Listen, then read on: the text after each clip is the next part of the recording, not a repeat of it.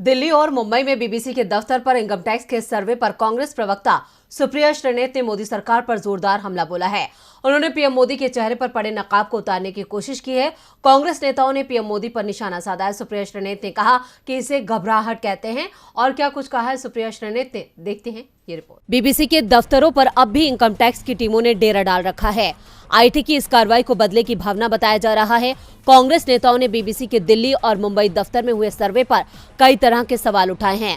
कांग्रेस नेत्री सुप्रिया श्रीनेत ने कहा, बीबीसी की एक डॉक्यूमेंट्री आई जिसपे प्रधानमंत्री मोदी और गुजरात दंगों को लेकर कुछ सवाल उठाए गए, कुछ आक्षेप लगाए गए। उस डॉक्यूमेंट्री को बैन कर दिया गया, लेकिन ठीक 29 दिन बाद चिरपरिचित स्क्रिप्ट के अंदाज में प्रधानमंत्री मोदी का सबसे प्रबल फ्रंटल इनकम टैक्स बीबीसी के दफ्तर आज इंडिया में पहुंच गया।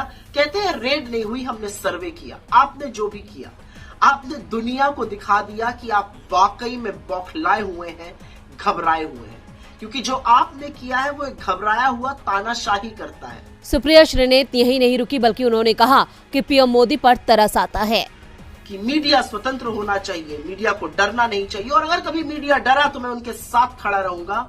आपके एक्शंस उसके बिल्कुल विपरीत हैं। आप मीडिया के ऊपर रेड करते हैं, लेकिन कहां तक सवालों से बचिएगा? इस पूरे देश पर आप इनकम टैक्स की और ईडी की और सीबीआई की रेड करा दीजिएगा।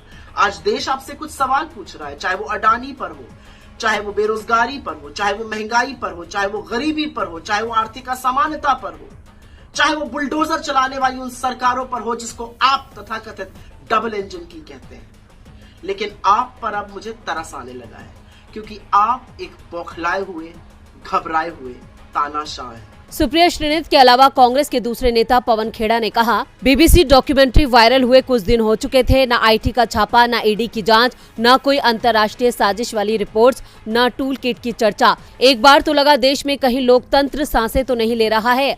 धन्यवाद साहब, आपने छापे पड़वाकर विश्व भर में ये गलतफहमी दूर कर दी। खबरों की माने तो आयकर विभाग ने मंगलवार को दिल्ली और मुंबई में ब्रिटिश ब्रॉडकास्टिंग कॉर्पोरेशन के दफ्तरों में ये छापेमारी अंतर्राष्ट्रीय टैक्स और टीडीएस लेन देन में अनियमितताओं की वजह से की है। लेकिन कांग्रेस सहित विपक्ष ने इसे मीडिया की आजादी पर बड़ा हमला करार दिया है।